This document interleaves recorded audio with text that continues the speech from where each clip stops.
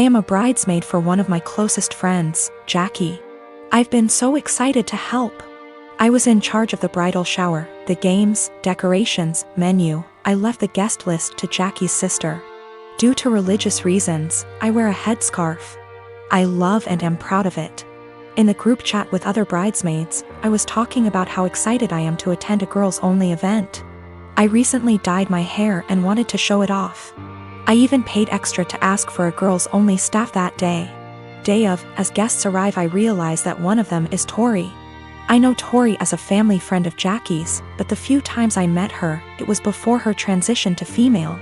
I was aware of it but unaware she was coming to the shower. I don't mind at all OFC and she's a lovely person, but I decided to keep my scarf on. As everyone's eating later, I'm passing by the tables to make sure everyone's good, and one of the bridesmaids mentioned that they hadn't gotten to see my hair and they'd wanted to see the change in person. I tried to dismiss it at first or say, "Oh, I'll show you later." But the other girls at the table got curious. I got uncomfortable and I just said, "Oh, I'm actually not really comfortable taking it off right now," when pressed as to why. I said there's guests I don't feel comfortable taking it off in front of. There was a collective Oh. And I thought, cool, that's over. But one girl got aggressive and asked if I'm referring to Tori. She's loud and other tables turned to look. I don't answer. The girl asks if I wear one around men, so I say yes. She says there's no men here, so clearly you should take it off. I tell her again that I'm keeping it on. Another bridesmaid defends me and tell the girl to chill out. Tori comes over and says me not taking it off is a slap in the face to her identity. I'm just shocked and had no clue what to do. Eventually Tori and a few girls left saying they felt it was disrespectful. I feel awful that this ruined a beautiful day for my friend. It's causing more trouble with people threatening to leave the wedding over discrimination towards me or towards Tori. I don't think I was in the wrong. Just as Tori can be Tori, I can be me. I feel like it would be the equivalent of me making Tori or someone else adjust for me. I feel like we should just accept and respect each other, rather than be woke one-sided. My question is more about being honest as to why I couldn't. Jackie is on my side, but Jackie's sister is giving her hell for it, saying she purposely left out that detail in the guest list to test me. Jackie says I should have brushed it off and said I was having a bad hair day or avoided giving an answer. I didn't ever mention Tori's name in my answer, and I don't think my answer was rude. But seeing how much stress it's causing him, thinking I should have made up a lie? When I said no, Tori and a few others pushed it and Tori gave the ultimatum that I have to take it off as a sign of respect or they would leave. I said no. They ridiculed me, my faith, and even the bride and others for defending me. They were blatantly hateful towards my religion, and Jackie's sister purposely arranged for this to happen. For the religious standpoint, I am not aware of where she is in transitioning or what her sexual preferences are. I would never ask either, as that is personal. But that is information I would like before making a decision on how comfortable I feel with exposing my hair. My fiancé and I moved in together shortly before we got engaged. Before we did, we discussed how we'd split the housework and bills. 50/50 down the middle with some wiggle room for when the other needs help. When we moved, it was into her parents' 2-story garage that they converted into basically an apartment. They offered a low rent, $700 total, and pitch in for the electric and internet so we could save money for our own place and wedding. My fiancé earns more than me and that's cool, I'm proud of her. Before we moved in together, it always seemed like she was living paycheck to paycheck, and I chalked it up to the apartment she had prior having insane high rent. She stuck to the 50/50 arrangement at first concerning bills, but she missed often and I had to remind her about it. Post-engagement, she's back to living paycheck to paycheck, either missing or very late with her part of the rent monthly. The 2 utilities we pay, groceries, late with her car payment. Her parents have talked to me multiple times about rent and I've covered her missing portion to get us caught up. And then try talking to her. It always turns into her saying we should just move if her parents are going to hound us. I told her we're lucky it's her parents because anywhere else would have kicked our asses out. On top of that, I pay my own bills, do about 65% housework, arrange and pay for most of our dates and vacations. Gifts for her, pay most towards our pets. I've suggested a financial coach, but what kicks me is whenever we're around others. She boasts about being the breadwinner since she earns more.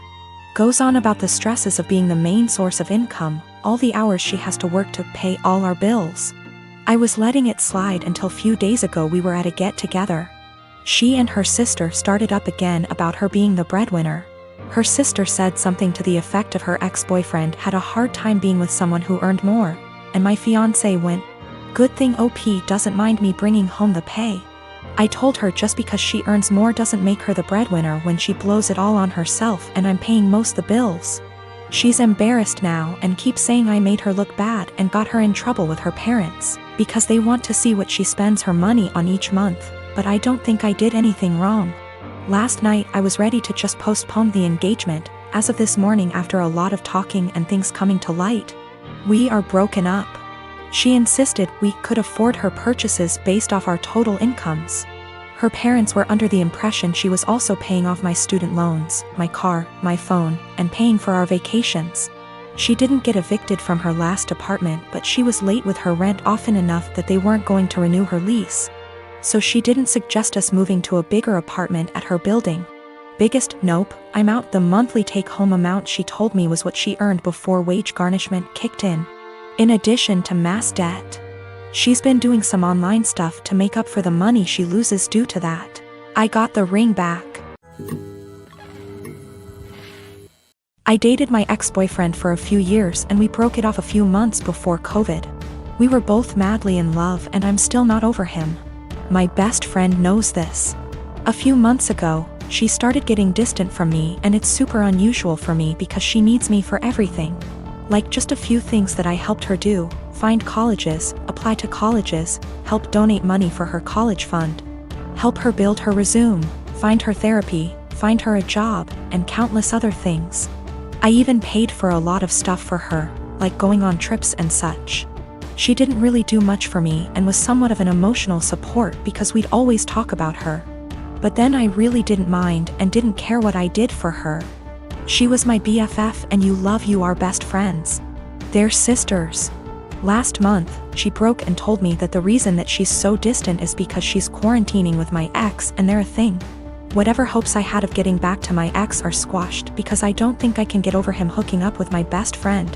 I'm super heartbroken, and I know that you don't own people, but that doesn't mean that you can't be upset about their betrayal. Yes, dating your best friend's ex that she still loves is a betrayal. She asked me if I was happy for her, because she finally got a good job and a nice boyfriend. That job she has is solely because of me, because I asked an old acquaintance to return a favor by hiring my best friend. He wanted to hire someone else, but I begged him to hire her.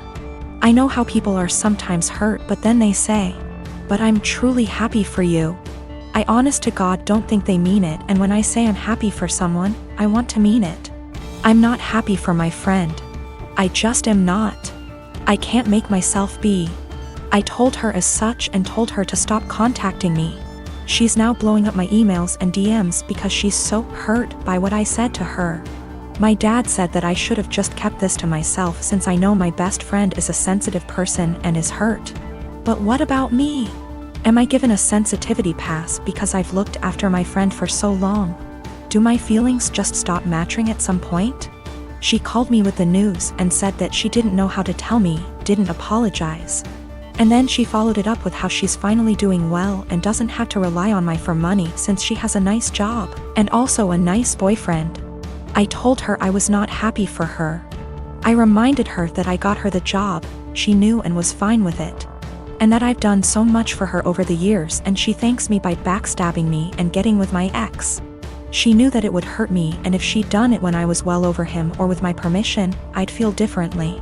Then, I told her to not contact me again because clearly I'm her friend, but she was never my friend, and I want to stick with people who are supportive toward me and reciprocate my friendship. Let me start off by saying my son, Adam, is 22 years old. Back when my ex-wife, Tori, and I were trying for kids, we found out that I was infertile. We decided we'd adopt. Then about 4 months later my ex-wife is pregnant. I was thrilled because I thought maybe the doctor made a mistake. No, I was wrong. My ex-wife cheated on me and I didn't find out until 20 years later. Tori told me 2 years ago that she cheated on me. And we did a paternity test to make sure, and well, he's not my biological son. My ex and I divorced a few weeks later. Ever since my son found out the truth, he wanted to meet his biological father. He did, and they started to become really close. It hurt me much more than I thought it would. He's an adult, he can make his own decisions, but it hurt really bad. They started to bond really well, and all of a sudden Adam became really distant from me. It's been like this for almost a year and a half. I tried to text him to make plans for dinner, and he said he's busy with Chris, biological father. I tried numerous times to connect with him by calling and texting, but he never made plans aside from like a meal every other month. We used to do stuff every other week, but it's been completely different since he found out about Chris. I couldn't stand it. My son, who I raised since he was a baby, treated me like I didn't matter. Anytime we'd actually have plans, he would still be cold and distant. What I mean by that is became much more defensive of his personal life. I'd ask him how classes or friends were, and he'd just say they were fine but never go deeper than that. He also changed his major from econ to computer science and didn't even mention it to me until a year later. I told him how much he was hurting me because of how distant he was, and he apologized and said he'd do better. He never did. I told him numerous times, and he never changed. He was still distant. What was the final straw for me was the phone conversation I had with him last week. He said he was going to change his last name to Chris because he liked it so much and because they were close. I couldn't believe what I was hearing.